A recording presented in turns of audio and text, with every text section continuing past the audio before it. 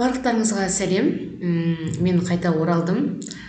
Жалпы менің видео түсіруге деген желанием не үшін ашылды?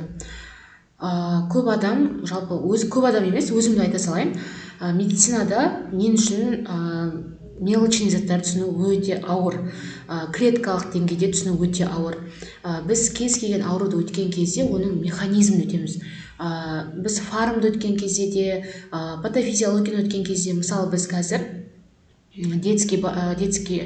детскийді өтіп жүріп, детский болезнь, детский ауруларды, біз ол кезде тоже әртүрлі аурулар болады. Ол аурулардың өзі қалай шығатындығын білу ол өте маңызды. Бізден содан бастап сұрайды, патогенез қайдан шығып жатыр дейді. Сол кезде мен Аллаға шүкір қазір жақсы жауап беріп жүрмін. Себебі осы 4 жыл бойы жинаған, қайта-қайта оқып, түсінбесем де оқи беріп, соның нәтижесінде шүкір қазір түсініп жүрмін. Енді мен сияқты түсінбейтін адамдар болуы мүмкін сіздің қатарыңызда да. Сол үшін де барынша өзім қалай түсіндім, өзім қалай оқимын, сол бойынша сіздерге механизмдер түсіндіруді бастағалы жатырмын. Бүгін біздегі тақырып қабыну тақырыбы. Қабыну болсын, аллергия болсын, оның көбісі бір патогенезбен жүреді. Енді белгілі бір жерден ұқсауы мүмкін, одан соң әрі қарай өздерінің әрекеттерін жасайды деген сияқты.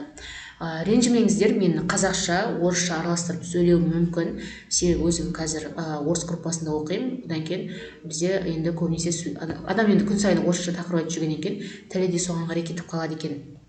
Бірақ барлығын қазақша түсіндіруге тырысамын. Жалпы сіз бұл механизмді білу арқылы фармды оқуыңыз өте жақсы болады. Мен шыны керек фармнан баста дұрыс оқуды түсінген жоқпын, қалай оқу керек екен, потому что механизмдер табу, оны ютубтан барлығы жоқ, болса да орысша, енді базар жоқ, орыс группада оқимын ғой, енді орысша түсінесің, бірақ орысшаның өзінде де барлық жерде механизм түгел ашық айтылмайды.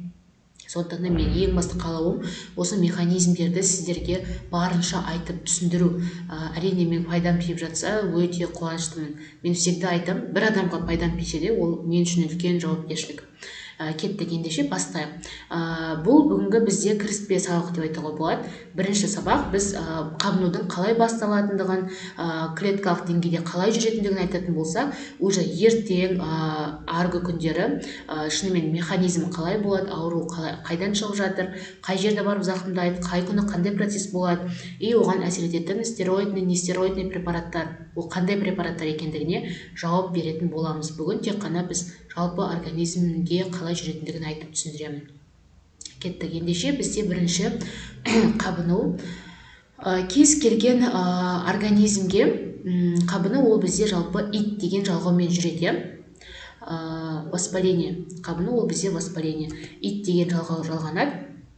Егер ол жерге ит деген жалғау жалғанса, ол қабыну деген мағынаны білдіреді. Жалпы кез келген есіктен деп жазылған, мына жерде қарасаңыздар, біздің мысалы ауыз қуысымыз, мұрын қуысымыз, құлақтан кез келген қоздырушы организмге енуі мүмкін. Ол әрине бактерия болуы мүмкін, вирус болуы мүмкін, грибы, яғни микроорганизмдер кірген кезде олардың белгілі біреулері өледі. Өлгенде ол қалай өледі? Біздің өзіміздің иммунный жүйеміз қосылады да, и сол кезде олар өлуі мүмкін. Кейбіреулері өлмейді. Ол әрі қарай дамып біздің организмімізде әртүрлі ауруларды шақыруы мүмкін. Ең алдымен қараңыздар, бірінші біздің организмге жаңағы айтқан микроорганизмдер түскен кезде олар макрофаг зақымдалады, яғни макрофаг бізде зақымдалуды сезеді. Макрофагтың біздегі қызметі ол фагоциттік, яғни оны бүйтіп фагоцит, яғни қоршап алу деген сөз ғой, солай өлтіру деген мағынаны білдіреді. Бірінші макрофаг зақымдалуды сезеді, ол бізде уже тіндік иммунитет бұл кезде қосылады бізде. Одан кейін барып макрофаг интерлейкен 1, интерлейкен 6, интерлейкен 8-ді активтейді, және фактор некроз опухолей деп жазылған, ФНО деген, одан соң интерферон гамманы активтейді, интерлейкен 1 барып қанға шығады, и ол бүкіл организмге тарайды, ол миға барады, миға терморегуляция шақырады, гипофизге барады, АКТГ гормонын бөледі, одан соң жүрек, өкпе, бауыр барлығына интерлейкен 1 деген ол барлық организмге тарап кетеді. Ол тараған кезде бізде не болады? Яғни түсініп жатыр, бізге организмге қандайда микроорганизм түсті, оны барып макрофаг таныды, одан кейін барып өзінің жаңағы интерлейкиндерін бөліп бастады. Интерлейкиндер организмге әсер етіп жатыр. Енді кеттік.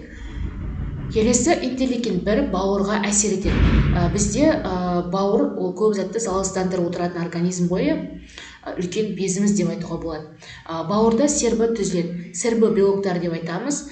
Сербі белоктарының уже түзілгендігі организмде қабыну жүріп жатқандығын дәлелі болады. Бізде қан анализдерін келесі талдаймыз. Сол кезде осы сербі белогі көбейіп жатса организмде, оның нормасы болады, көбейгені болады. Көбейіп жатса, уже біз түсінуіміз керек организмде қандай да бір қабыну жүріп жатқандығы екендігін. Одан соң комплимент жүйесінің белоктары іске қосылады, қан ұйы белоктары активтейді. Одан соң тіпті осы қан ұйы белоктары активтенген кезде бізде сербі көлемі артқан кезде антибиотика и антитоксикандық, антитоксиданттық әсерлері жоғарылайтын болып келеді. Келесі, интерлейкин 1 сүйектің қызыл кемігіне барады. Бізде сүйек қызыл кемігінде білесіздер қан түзіледі, ол жерде лейкоцитоз, эритропоэз активтенеді, сүйектегі макрофагтарға остеокласттарды активтейді. Сүйек сынғандай қақсайды, себебі остеокласттар сүйектің резорбциялап жатыр. Енді мен не істемеңіздер, кішкене сондай айта алмай қалатын кездерім болады. Енді оған мән бермеңіздер. Енді мен ондай бір сіздерге қатты керім лекция оқып жатқан жоқпын, барлығы шынайы болсын, Мен сізге қайта кері түсіріп отырғым келіп жатқан жоқ. Жай ғана мен кәдімгі сіздерге шынайы ниетпен бұл тақырыпты түсіндіргім келіп жатыр. Ниетім сол. Бізде жаңағы осы интерлейкиндер әсер етті ғой сүйек кемігіне, сол кезде уже как сүйектер сынған сияқты болады, себебі оның ішінде қызмет бұзылып жатыр ғой, қызмет бұзылғаннан кейін ол сондай әсер беріп тұр. Одан соң Т1, Б лимфоцитін қанда интерлейкин 1 активтейді.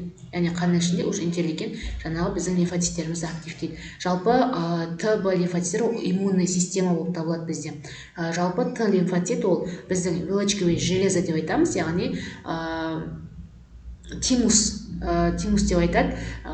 Бұл бізде білесіздер балаларда болады, и ол 15 жасқа дейін өсетте, одан соң ол өсуін тоқтатып, кері қарай кері процесс жүреді. И Б лимфоцит ол бізде осы қанның қызыл кемігінде өсіп жететін біздің иммунитетіміз болып табылады.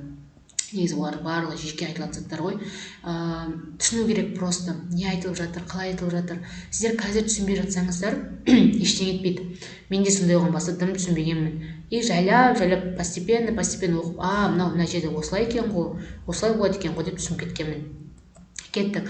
Одан соң Б лимфоцит. Жалпы Б лимфоциттің қызметі ол бізде осы иммуноглобулиндерді бөлу болып табылады. Бастапқы кезде бізге мысалы микроорганизм түсті ғой, сол кезде біздің организмімізде иммуноглобулин Е бөлінеді. Егер аллергия болатын болса, когда біз аллергия түседі организмге, аллергия тақырыбында қарасаңыздар болады, сол кезде бізде иммуноглобулин Е түзіледі. Қандай да бір мысалы воспаление түссе, оған басқа иммуноглобулин бөлінеді. Қандай микроорганизм организмге түсіп жатыр, соған байланысты иммуноглобулиндер сәйкесінше бөлінеді. Мысалы, бірінші иммуноглобулин Е бөлінсе, одан бір апта өткеннен кейін иммуноглобулин А бөлінуі мүмкін деген сияқты.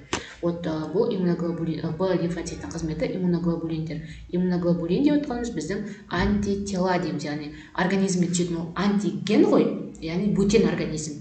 Антитела оған қарсы организм. Енді қараңыздар, интерлейкин А осы бізде шырышты қабатта орналасса, интерлейкин Ж ол созылмалы аурулар кезінде, М-дар, и иммуноглобулин Е аллергия болып жатқан кезде бөлінеді, и Т лимфоцит ол айтады жалпы әлі дұрыс зерттелмеген дейді. Бірақ жалпы Т лимфоцитті активтеп беретін қызметі бар осы иммуноглобулин Т-ның. Антигенді антидене ұстайды, Т лимфоцит өз клеткамызды гистосәйкестік кешен арқылы таниды. Бізде Т лимфоциттің түрлері өте көп. Т хельпер, Т супрессор, Т киллер деген түрлері бар. Жалпы қазір мен 4-ші курспын ғой, мен осы Т лимфоциттер жайлы өтіп жатырмын. Өтіп жатқан жоқпыз, просто механизмі сондай. Бізде мысалы бүгін өткен тақырыбымыз острая ревматическая лихорадка. Сол кезде оның негізгі қоздырғышы бета-стрептокок группа А шақырады оны. Осы кезде жүрек зақымданады. Жүрек неге зақымданады десеңіз, бізде гистосәйкестік кешен бұзылады. ол қалай дейсіз ғой да